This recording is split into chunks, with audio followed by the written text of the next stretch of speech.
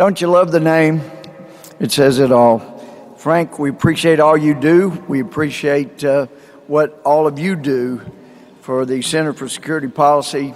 You've done so much for our country. I was in the Army for 4 years, and we never were in combat in my 4 years there. But I feel like in '79, when we were put on alert at Fort Benning, if some of us had gone, there'd be thousands of Americans alive today. So our leader is rather important in this country.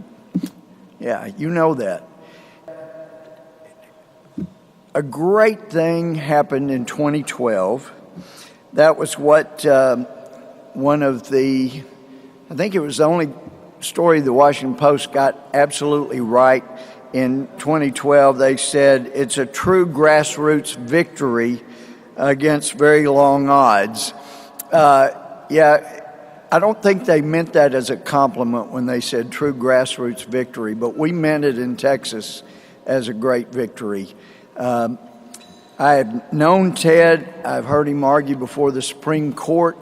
He's an amazing guy. But for those of you that have heard Jeff Foxworthy, he commented one time he was worried when his wife got pregnant because, as he said, you can't combine raw sewage and stagnant pond water and get avian. You got to have good genes start somewhere if you're going to result in good genes. His mother, Ted's mother, was born in Delaware, the combination of Irish and Italian parents. And she ended up being the first in her family to go to college to a place called Rice. And even in the 1950s, she was leading in the area of computer programming. But she ended up marrying a guy, I'm sure you know, who was born in Castro with a yearning in his heart for freedom. And he fought in Cuba for freedom, was imprisoned, tortured, but he made his way to Texas, and their combination gave us, you just can't find a better senator. And I know those of you that are big Mitch McConnell fans, it's tough to acknowledge that, but I would submit you don't find a better senator. And it's true that I thank God, literally, no kidding, that Donald Trump defeated Hillary Clinton. But I just do, thank God. And I tell you, it's kind of funny. I got a call from the president this morning. He does that time to time. I'm not used to getting calls from presidents unless they're really, really mad. But anyway, just thank me for my stance on things. We talked for 25 minutes. But let me tell you, I got to spend months, different time over several months, traveling around with Ted Cruz as he ran for president.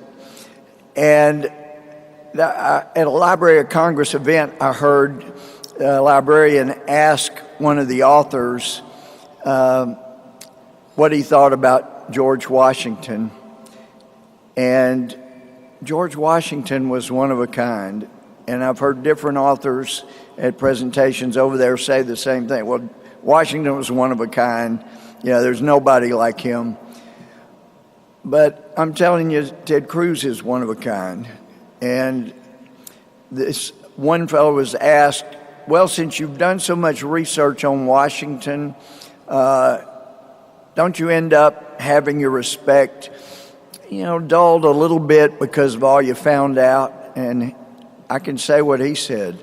The more I've gotten to know this man, the more respect and admiration I have for him. So I'm honored.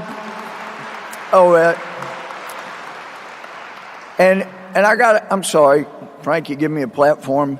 I got to say this, the judge in me, the Chief Justice in me, and even the early days prosecutor cries out that you have got to understand, don't let yourself be lured into judging anyone beginning 4 weeks before an election, you wait and you use your judgment without crud. You find out 3 or 4 weeks before, because you're going to find out before it's all over that the evidence isn't all in, and you'll be glad that you waited and didn't jump to judgment as some in the establishment of our party are hoping.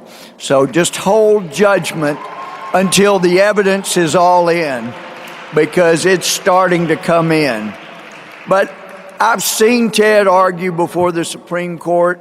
I have read his briefs, over 80 of them, the Supreme Court. He's a brilliant guy.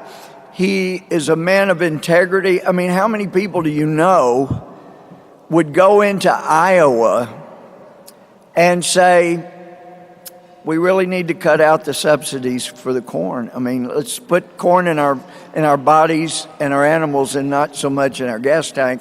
I mean, he did it because he's a man of integrity. He's a man of intellect. And some people ask me, why did you support Ted Cruz in the primary for president? And it's an easy explanation, because his father was not running. So I give to you my dear friend, my fellow warrior, a guy that knows how to fight, uses his head, and goes with his heart as he uses his head, Ted Cruz, Senator from Texas.